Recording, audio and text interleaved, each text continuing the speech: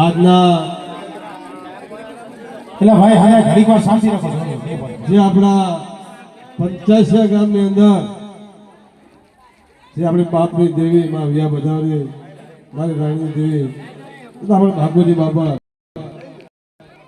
આજે 85ના જે પટાંગની અંદર આજે સૌને આપણે ભાઈઓને અને મારી રાજ્યગાને દર્શનનો લાવો છે. ખરેખર આજે આનંદનો દિવસ છે. ભલે ઘર એક છે પણ આજ રંગ અલગ છે. આ એનું કારણ છે ભાઈઓનું પ્રતીક. ઘણી વખત હું કહેતો હોઉં કે ભાઈ ભાઈઓ શું છે એ સમય આવે ત્યારે ખબર પડે. આજે ખાસ આપણે ખબર છે કે એક જ ઘરે એક જ ઘર કહેવાય જે માતાજીનું આયોજન કરે, પણ સમગ્ર જે ભાઈનો જે સાથ છે ને ભાઈ, એ ભાઈનો સાથ લઈને આજે આવું કામ ઘણું લાગતું હોય. ખરેખર મારા ભાઈઓને ખૂબ ખૂબ અભિનંદન પાઠવું છું કે 85 ગામનો જે હબ છે એ વાંકાનેરના આપણા 24 ગામ દેવી પૂજકના છે. એમાં 85 ગામ એવું છે કે 24 ગામ જે આપણા દેવી પૂજકના છે એ 85 ગામના નામથી એ ઢકાતું હોય છે. એટલે ખરેખર મને પણ તમારો ખૂબ ખૂબ ગૌરવ છે. કારણ કે હું ખાલી વખાણ ન કરું પણ જીતુભાઈ આપણા લોકગણના ધારાસભ્ય રહ્યા ને એ પણ તમારા વખાણ કરતા હોય ભાઈ જાઓ 85. બરોબર. ખરેખર ખૂબ ખૂબ આપણા ભાઈનો જે હબ છે.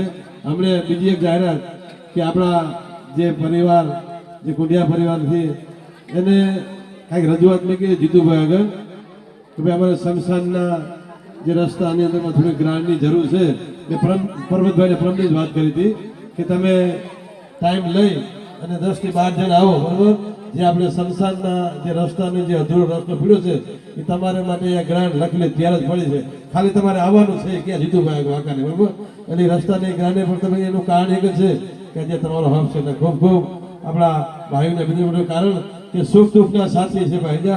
આપણા જીવનની અંદરમાં નાનું મોટું દુઃખ આવતું હોય એ દુઃખની અંદર આ બધા ખંભે ખંભો હાથ મિલાવી અને ખંભે ખંભો સાથ દે છે ને એનો જ આ પરિણામ. ખરેખર હજી પણ મારા વિયા બજાવીને મારી પ્રાર્થના છે કે મારો પરિવાર જ્યાં હોય મારી એ બધાને હજી પણ શક્તિ દે અને વારંવાર અમે કાયમ દર્શન કરી અને તારો લાભ લઈ એ તારી પાસે પ્રાર્થના છે. અને મને પણ મારા ભાઈનો ખૂબ ખૂબ ગૌરવ છે અને હું પણ માતાજી આગળ પ્રાર્થના માંગુ છું કે મારા જે ભાઈઓ છે એને કાયમ માટે એની સેવા કરવાનો મને મોકો મળે અને એને સેવા કરી આગું એ મને પણ મારી શક્તિ આપજે એવી તારી પાસે પ્રાર્થના છે. જય માતાજી.